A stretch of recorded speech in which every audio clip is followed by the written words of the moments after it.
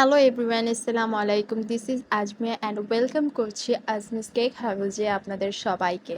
আজকে আপনাদের সাথে আমি শেয়ার করব চকলেট স্পঞ্জ কেকের একটি ডেকোরেশন, বাট ডেকোরেশনটা বললেও ভুল হবে। ফুল ডেকোরেশনটা শেয়ার করতে পারিনি।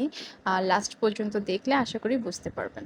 অ্যান্ড দেন হচ্ছে আমি এখানে চকলেট সিরাপটা দেওয়ার পরে গানাশ অ্যাড করে নিয়েছি। অ্যান্ড গানাশটা কিন্তু আমি ব্লুবেলের ডার্ক চকলেটটাতে হুইপ ক্রিম দিয়ে মেল্ট করে ডাবল বয়লারে মেল্ট করে কিন্তু করে নিয়েছি। অ্যান্ড বোর্ডে কিছুটা ক্রিম লাগিয়ে নিয়েছি যেন হচ্ছে বোর্ডটা বেশি নড়াচড়া না করে অ্যান্ড আমি কাজটা যেন সুন্দরভাবে করতে পারি। আর এখানে হচ্ছে আমি লেয়ারিং করে নিচ্ছিলাম। একটা জিনিস মনে রাখবেন, এই কাজটা খুবই হালকা ও আলতো হাতে করতে হবে। ফাস্ট ফরওয়ার্ড দেখাচ্ছি, আমরা সবাই দেখাই, কিন্তু অ্যাকচুয়ালি সবাই খুব আস্তে ধীরেই কাজটা করি, সময় নিয়ে। অ্যান্ড যে কোনো অর্ডার নেওয়ার আগে অ্যাটলিস্ট 2 দিন টাইম নিয়ে নেবেন, কারণ হচ্ছে তাহলে আপনি কাজটা সুন্দরভাবে আস্তে ধীরে করতে পারবেন।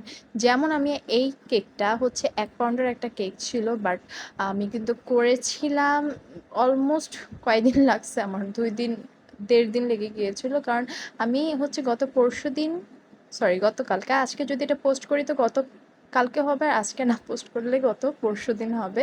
কোটিং করে ক্রাম কোট করে রেখে দিয়েছিলাম, কারণ রাত্রে আমি ভেবেছিলাম ফিনিশিংটা দিব, বাট আর দেওয়া হয়নি, কারণ আমাদের এখানে কারেন্ট চলে গিয়েছিল, আর সেই কারেন্ট এসেছে রাত্রের 2টো কি 3টার সময়। তখন আর এনার্জি ছিল না যে উঠে আমি কাজ করব। অ্যান্ড এর পরের দিন হচ্ছে যে পরিমাণে গরম ছিল, আমি সকাল থেকে দুপুর পর্যন্ত ওয়েট করেছি একটু ওয়েদারটা ঠান্ডা হওয়ার। অ্যান্ড দেন যখন ঠান্ডা হয় আমি বিকালের সময় আসরের টাইমে হচ্ছে ফিনিশিংটা দিই। অ্যান্ড আমি ফোন হাতে নেওয়ারও সময় পাই না, কারণ আমার ভয় লাগছিল যে কখন আবার ঠাস করে কারেন্টটা চলে যায়। এই জন্য হচ্ছে খুব ফাস্টিং, আমি কি বলবো আর, মানে যত দ্রুত সম্ভব হয়েছে আমি কাজটা শেষ করেছি। ফোনটা হাতে নেওয়ারও সময় পাই না, আমার অনেক ফোন কল আসছে, ওইটাও আমি রিসিভ করার টাইম পাইনি।